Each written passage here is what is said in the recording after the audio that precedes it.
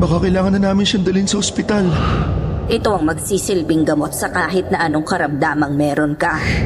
Narinig kong mga sinabi niyo kanina. Ang sabi mo, milagrosong bata.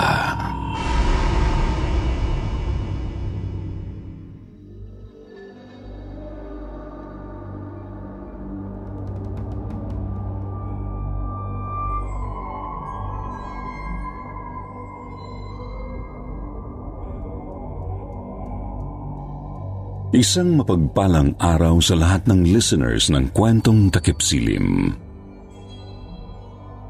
Naniniwala ba kayo sa milagro?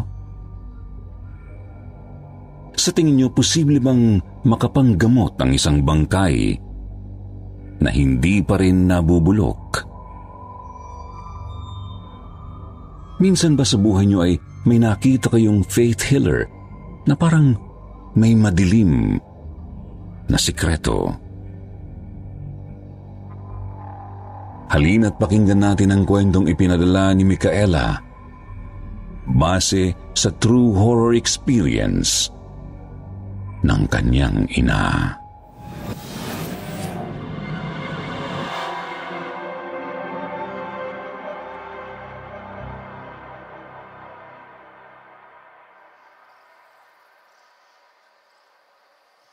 Tumigil ka nga, Isabel, hindi ka na nakakatuwa. Ang laki-laki mo na, naniniwala ka pa sa mga milagro? 1985 na, wala na mga ganyan. Kuya, wala namang mawawala kung susubukan natin eh. Hindi ka ba naaawa sa sitwasyon ni Mama? Ilang buwan na siya nakaratay sa higaan. Pati mga doktor hindi matukoy kung ano ba talagang sakit niya. Siyempre naaawa ako. Ginawa na natin lahat ng makakaya natin pero wala pa rin talaga, di ba? Maraming nagsasabi na gumaling daw talaga sila dahil kay Milagros. Subukan lang natin, kuya. Baka ito na yung sagot sa mga problema natin eh. Hindi ko rin talaga maintindihan yung mga taga-kabilang baryo. Nalaman lang nila na hindi pa nabubulok yung bangkay ng batang yun, milagroso na kagad. Nakapagpapagaling na ng may sakit. Namalay natin ginagamit lang ni Aling Soledad yung bangkay ng anak niya para magkapera. Paano mo naman nasabi yan, kuya? Ang sabi nila dati raw talaga manggagamot si Aling Soledad. Pero wala na masyadong lumalapit sa kanya dahil hindi naman siya magaling manggamot. Walang gumaling sa lahat ng mga lumapit sa kanya. Kaya ngayong may kakaibang nangyayari sa bangkay ng anak niya, ginagamit niya lang yun para makilala siya uli bilang manggagamot. Nakakapagtaka naman kasi talaga kung bakit hanggang ngayon ay hindi pa rin nabubulok ang bangkay ng anak niya.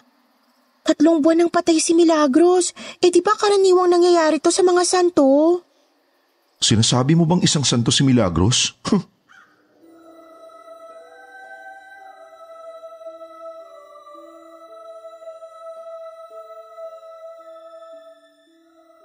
Magandang araw, Sir Jupiter, sa lahat ng mga listeners ng Kwentong Takip Silim. Ako po si Micaela, 24 years old, Tubong, Parañaque. Ang kwentong isi-share ko po sa inyo ay karanasan ng aking ina. Nangyari po ito taong 1985 sa isang liblib na baryo sa Southern Leyte. May malubhang sakit kasi si Lola Carlota noon kaya naisipan nilang lumapit sa isang faith healer. Narinig kasi nila ang kwento ni Milagros, isang 7 taong gulang na bata na taga-kabilang baryo. Namatay ito dahil sa isang hindi matukoy na sakit. Pero nakakapagtaka na kahit lumipas ang 3 buwan, hindi pa rin nabubulok ang bangkay nito. At ang sabi ng marami, nakakapagpagaling raw ito ng may sakit.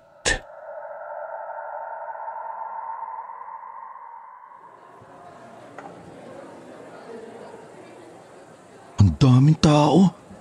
Baka abutan tayo ng gabi dito. Ang haba pa ng pila, oh. Mula pa raw kasi sa iba't ibang baryong mga nagpapagamot dito, kuya.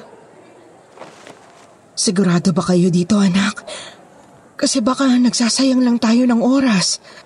Ilang doktor at manggagamot nang nilapitan natin. Wala pa rin talagang nakakapagpagaling sa akin. Subok lang naman po, Ma. Wala namang mawawala kung susubukan natin, 'di ba? Sige na Isabel, tulungan mo na akong buhatin si Mama para mapaupo na natin siya sa wheelchair. Sige, Kuya. Salamat mga anak. Napakaswerte ko talaga sa inyo.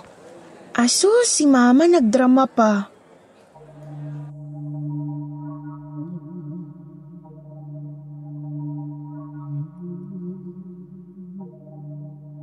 Habang pumipila sila, sakto naman po na nakita nila ang dating kaklase ni Tito Bird na si Minda. Matagal na raw po itong hindi nakita ni Mama kaya nanibago siya sa itsura nito. Mahaba ang kulot nitong buhok. Abot hanggang bewang. Nakaputing damit ito at halos sumayad na sa lupa ang kanyang suot na saya.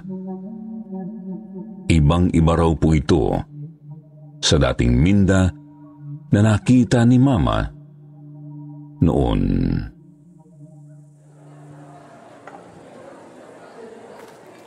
Bert, Aling Carlota? Isabel, ikaw na ba yan? Dalagang-dalaga ka na. Magandang umaga po. Kamusta ka na, Minda? Maayos naman. Naging abala lang ako sa mga tungkulin ko dito. Dito ka ba nagtatrabaho? Hindi lang isang trabaho ang pagiging kapanalig. Ito ay isang tungkulin. Kapanalig? Ang mga kagaya ko'y naniniwala sa ipinangako ng mahal na berhen kay Aling Soledad na may kakayahang gumawa ng milagro ang katawan ni Milagros at balang araw, muli itong mabubuhay. Sinabi ba talaga yan ng mahal na birhen? Opo, Aling Carlota. Yang simple at maliit na kubong nakikita nyo? Diyan nakalagak ang katawan ni Milagros at diyan rin mismo nagpakita ang Birheng Maria kay Aling Soledad.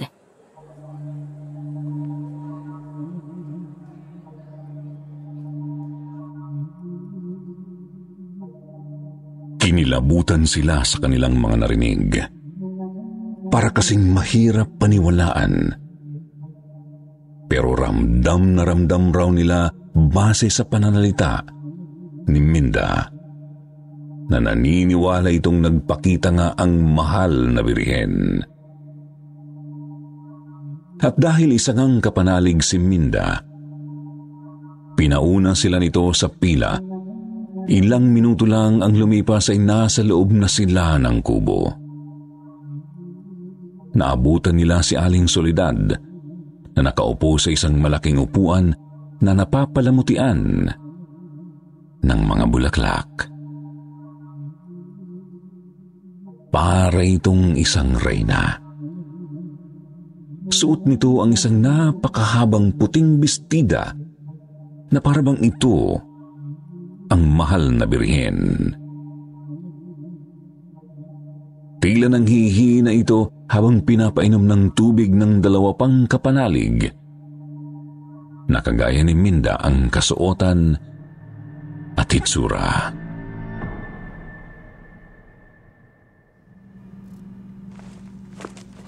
Hayaan muna nating makapagpahinga ng konti si Aling Soledad. Sa tuwing may ginagamot kasi siya ay parang nababawasan ang lakas sa kanyang katawan. Ganito kalaki ang sakripisyo na kanyang ginagawa sa panggagamot.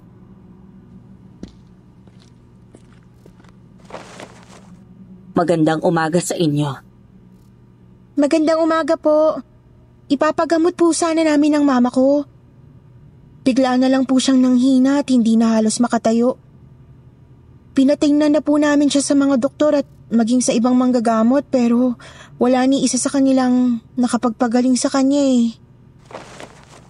Alam ko kung paano siya gagamutin. Tulungan po namin kayong tumayo. Salamat, Minda.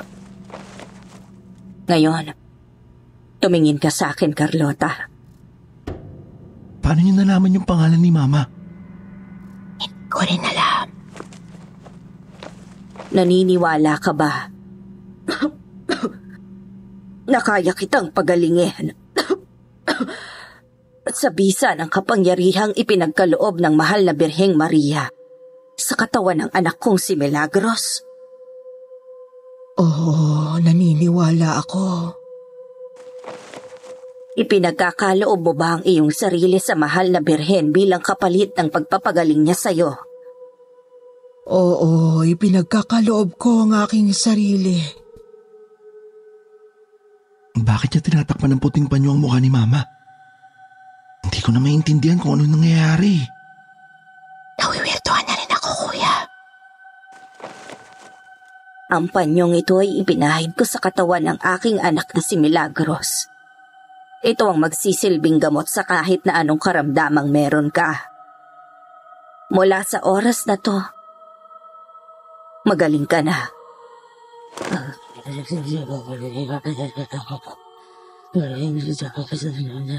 Anong pinupulong niya?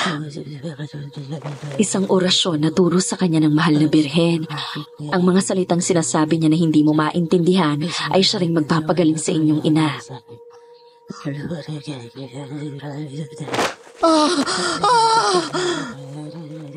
Ano nangyayari? Huwag niyo siyang gagalawin. Pero nasasaktan na siya!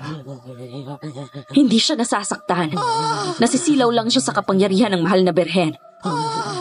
Pero, Ate Minda, Isang milagro ang inyong nasasaksihan ngayon. Magtiwala lang kayo. Mama! Iuwi niyo na siya. bakit po hinimatay si Mama? Anong ginawa niyo sa kanya? Magtiwala lang kayo. Iuwi niyo na siya. Magaling na ang inyong ina.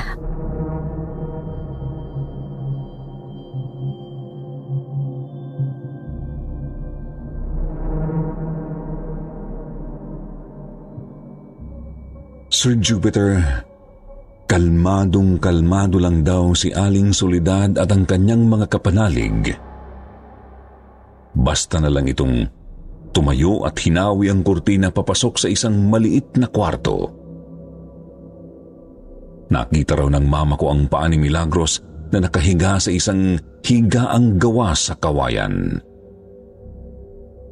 Tatayo sana siya para pumasok sa kwarto at makita ang bangkay nito, pero mabilis ang pinigilan ng mga kapanalig ni Aling Soledad.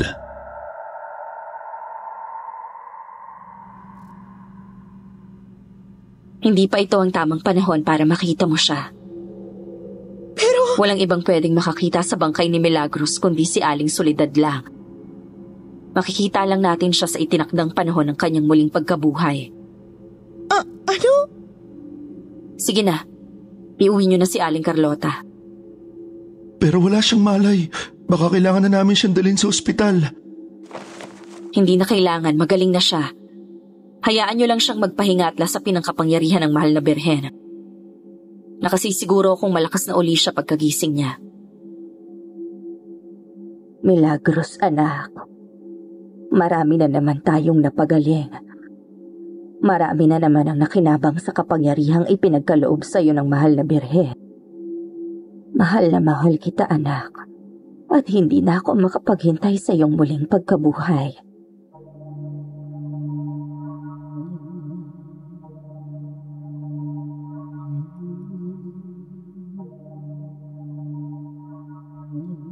Isang milagro nga po ang nangyari, Sir Jupiter. Kamangha-mangha ang bigla ang paggaling ni Lola Carlota. Pagka-uwi nila sa bahay ay nagkaroon na raw ito agad ng malay.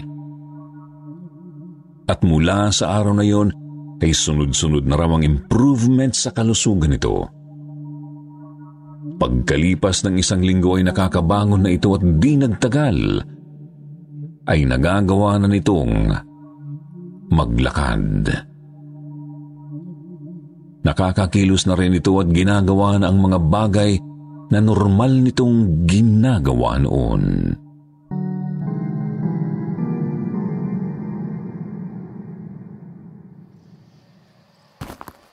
Hindi ako makapaniwala sa nangyari. Bumalik na talaga ang dating sigla ng katawan ko. Parang hindi ako nagkasakit eh. Totoo nga siguro na nagmimilagro ang bangkay ni Milagros.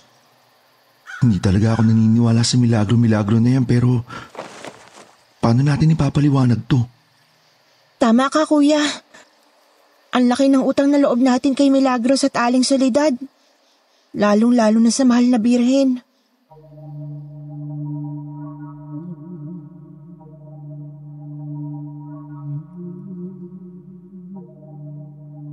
Isang araw po habang namamalengke si Mama ay nakasalubong raw niya si Minda. Kinamusta raw nito ang kalagayan ni Lola Carlota at sinabi niya na maayos na ito.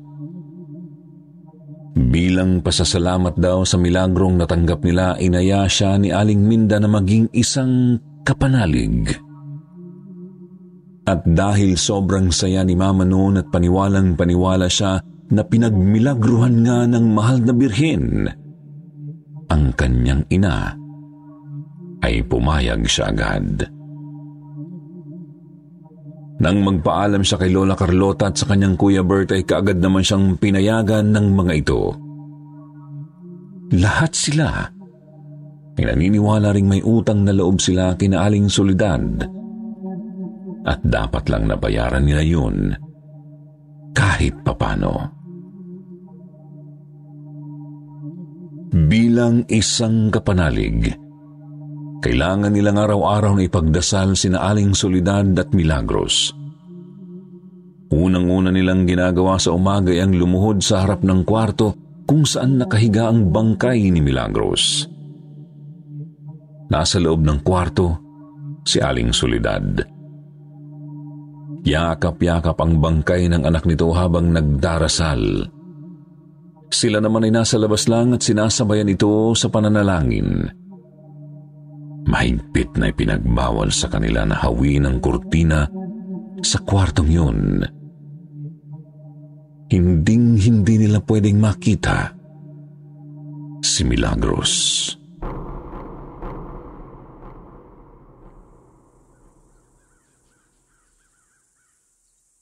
Grabe. Ang dami ko nang nasaksihang milagro mula nung naging kapanalig ako. Hanggang ngayon, hindi pa rin ako makapaniwalang nangyayari ang lahat ng to. Walang hangganan ng kapangyarihang ipinagkaloob ng mahal na birhen. Kaya patuloy ka lang na manalangin at magtiwala. Hindi ko lang talaga maintindihan kung bakit hindi natin pwedeng makita si Milagros. Totoo bang hindi pa rin talaga nabubulok ang bangkay niya? Tsaka, totoo bang may pawis ang bangkay niya na siyang ginagamit ni Aling Soledad sa panggagamot? Ang dami mong tanong. Pasensya na, Ate Minda. Curious lang ako. Huwag mong hayaan ang kuryosidad mong magdadala sa'yo sa kapahamakan. Ano pong ibig niyong sabihin?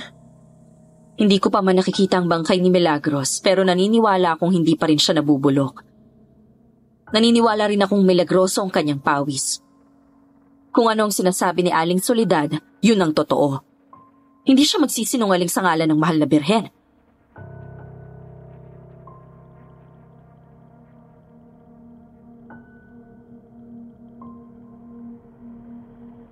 Isang hapon po umuwi si Mama sa kanilang bahay at naabutan si Lola Carlota na pinapagalitan ng mga batang naglalaro sa labas ng bahay.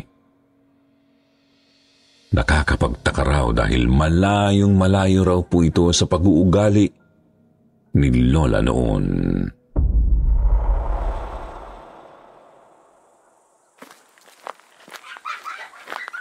Umalis kayo dito! Mga anak ng demonyo, magsilayas kayo! Ma, tama na yan. Umalis na yung mga bata. Huwag mo nang pababalikin ang mga yun dito at baka magkasala lang ako. Naglalaro lang naman po sila. Tsaka, di ba dati naman gusto mo naglalaro sila dito? Sabi mo pa nga, parang mas nagkakaroon ng buhay ang paligid pag may mga bata. Imposible ang sinasabi mo. Walang dulot na magandang mga anak ng demonyo. O siya, ako'y magdarasal na sa kwarto. Huwag niyo akong gagambalain. Kuya, ano nangyayari kay Mama? Hindi ko na rin siya maintindihan eh. Nitong mga nakaraang araw, ang init ng ulo niya. Basta na lang nagagalit ng walang dahilan.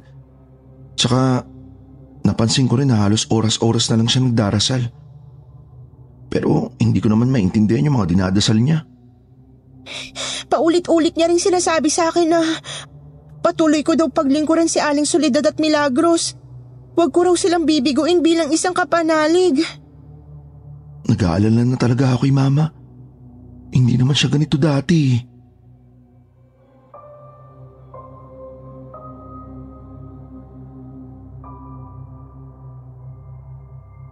Sa paglipas ng mga araw, nagsimula ng magduda si Mama. Naisip niya kasi na may kinalaman sina Aling Soledad sa biglaang pagbabago ng ugali ni Mama. Mas lalo po siyang naging curious na makita ang bangkay ni Milagros. May mga tao rin pong sumusugod sa kubo at galit na galit kina Aling Soledad. Mula raw po nung gumaling ang kanilang mga kaanak ay parang hindi na nila kilala ang mga ito. May iba pa nga na tulala raw at nakatingin lang sa kawalan. May iba naman na biglang naging agresibo. Meron ding mga nawala sa sarili. At marami sa kanila ang misteryosong namatay. Lahat sila ay sinisi ang panggagamot ni Aling Soledad.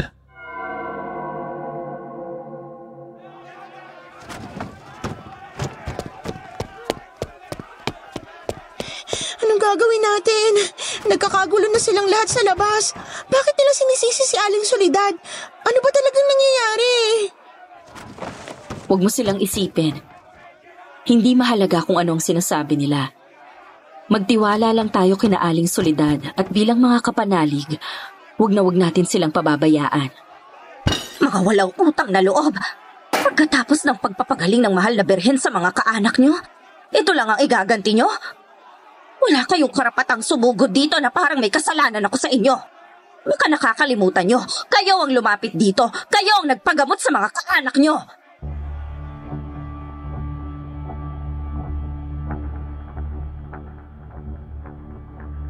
Mabuti na lang daw po at may dumating na mga tanod at pulis para patigilin ang mga taong nambubulabog sa kubo.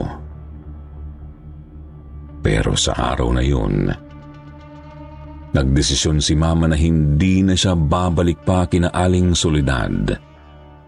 Natatakot na kasi siya, saka wala na rin naman daw silbi kung patuloy siyang magiging kapanalig. Gayong wala na siyang tiwala sa mga ito. Hindi rin niya alam kung ano pa ang pwedeng gawin ng mga tao kay Aling Soledad at ayaw nilang madamay. Pakiramdam din niya ay walang kinalaman ang mahal na birhen sa ginagawa nitong panggagamot. Sa katunayan, wala ngang itim na kapangyarihan ang ginagamit nito dahil bawat taong pinagaling ni Aling Soledad ay nagbago, pati na si Lola Carlota. Parang may hinihinging kapalit ang demonyo sa panggagamot nito.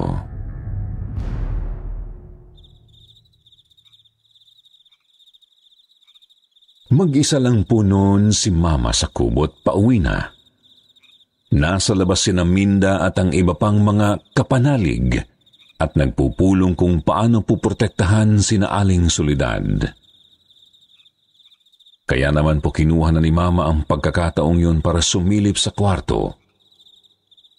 Bago siya tuluyang tumiwalag sa kanila ay gusto raw muna niyang masilayan man lang ang bangkay ni Milagros.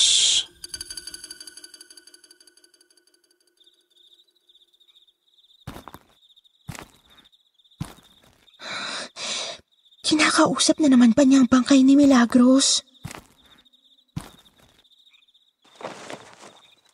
Pero anak, tama pa ba itong ginagawa natin? Sa tingin ko'y hindi na ang mahal na birhen ang kumukontrol sa atin, kundi ang demonyo. Diyos ko. Natatakot na ako, anak. Habang tumatagal kasi hindi ko na nakikita ang mahal na birhen. Ang lagi ko na lang napapagnaginipan ay ang isang humahalakhak na demonyo. Takot na takot ako, ha? Huwag kang matatakot, inay. Magtiwala ka lang. Gusto mo ba akong mabuhay o hindi? Siyempre gusto, pero anak, kung ganon sundin mo ang utos ng Panginoon.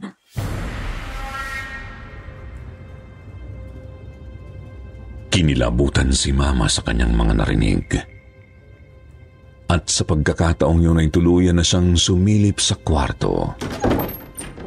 Sir Jupiter, laking gulat po niya nang makita si Aling Soledad na niyayakap si Milagros. Totoong hindi pa nabubulok ang katawan nito pero matigas na. Maputla, puting-puti ang mga mata at nilalangaw.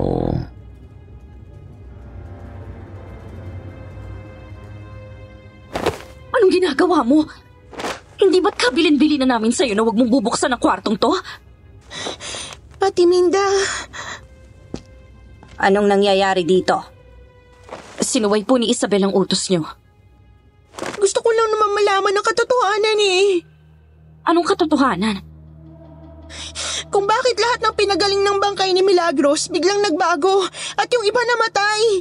Nag-aalala na din ako sa kalagayan ng sarili kong ina. Parang hindi ko na siya kilala. Anong gusto mong palabasin?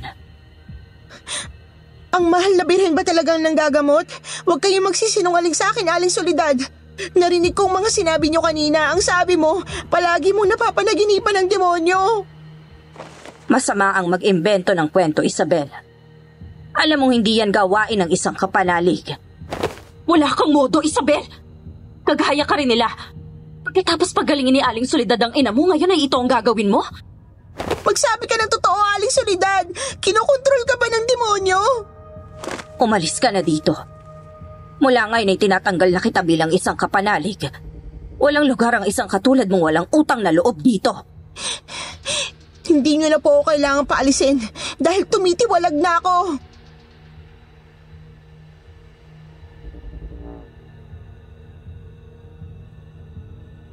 Pagka-uwi raw po ni Mama sa bahay nila ay nagkakagulo na ang mga kapatid niya. Bigla raw kasing nawala sa katinuan si Lola Carlota. Nagdarasal lang naman daw ito hanggang sa napansin nilang pataas ng pataas ang boses nito. Bigla sila nitong pinagmumura at tinawag na demonyo. Pinagtatapon nito ang mga gamit sa bahay habang sinasaktan ang sarili. Sinusubukan raw nila itong pigilan, pero hindi sila nagtagumpay. Hindi rin daw nila maipaliwanag ang lakas ni Lola Carlota noon. Naabutan na lang ni Mama si Lola na nasa labas ng bahay. Pinagsasaksak ang isang kambing at iniinom ang dugong lumalabas sa katawan nito. Pinagtitinginan na ito ng mga kapitbahay at wala na ring nagawa sina Kuya para pigilan ito.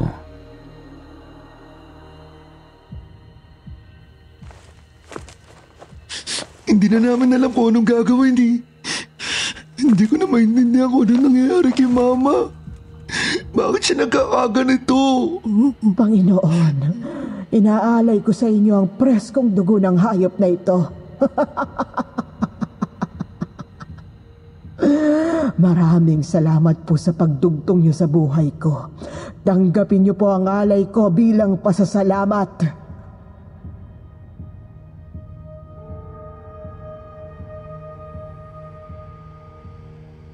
Dahil sa tuluyang pagbabago ng kilos ni Lola Carlota, napilitan na po silang igapos ito at ikulong sa maliit na kubo na nasa likod lang ng bahay nila. Sigaw ng sigaw si Lola Carlota kahit gabi na. Galit raw ito at nagmumura. Inuutusan silang pakawalan ito, tinatawag sila ng kung ano-ano. Naisip nila na baka nawalan na ng katinuan si Lola. Pero pumasok rin sa isip nila na baka sinapian ito ng demonyo. Tumawag sila ng albularyo at kinumpirma nito na may masamang puwersa raw ang namamahay sa katawan ni Lola Carlota. nagsagawa ito ng ritual.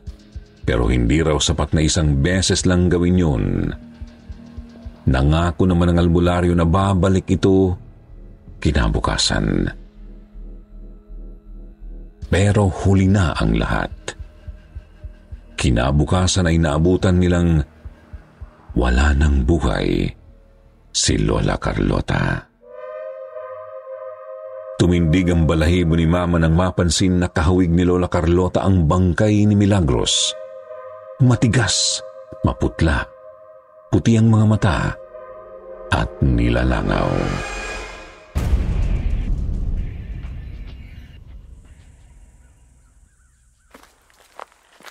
Narinig mo na ba ang balita?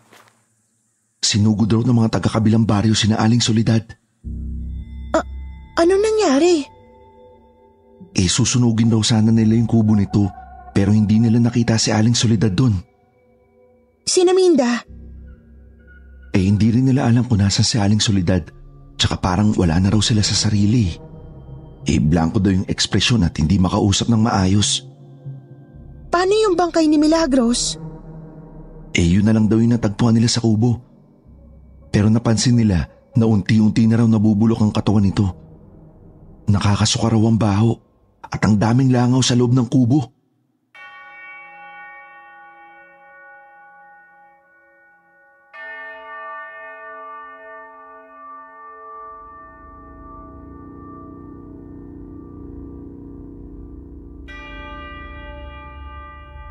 Hanggang ngayon ay walang nakakaalam kung anong nangyari kay Aling Soledad. May nagsabing nagpakamatay raw ito dahil inuusig ng konsensya at natatakot na rin sa mga taong galit sa kanya. Ayon naman sa iba, baka umalis lang ito ng probinsya nila at nagpakalayo-layo.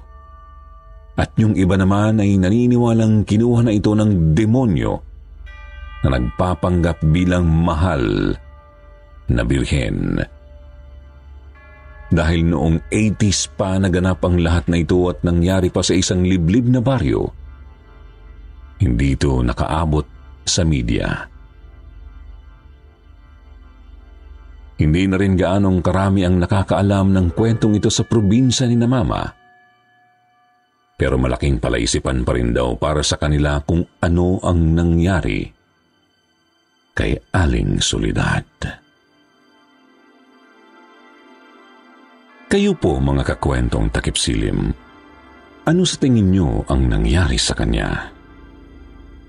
Posible kayang ginamit ng demonyo ang imahe ng mahal na birhen upang makapanlinlang? At naniniwala ba kayo na posibleng magmilagro ang mga bangkay na hindi nabubulok? Hanggang dito na lang po ang kwento ko na base sa experience ng mama ko. Sana po ay nagustuhan nyo ito. Maraming salamat po.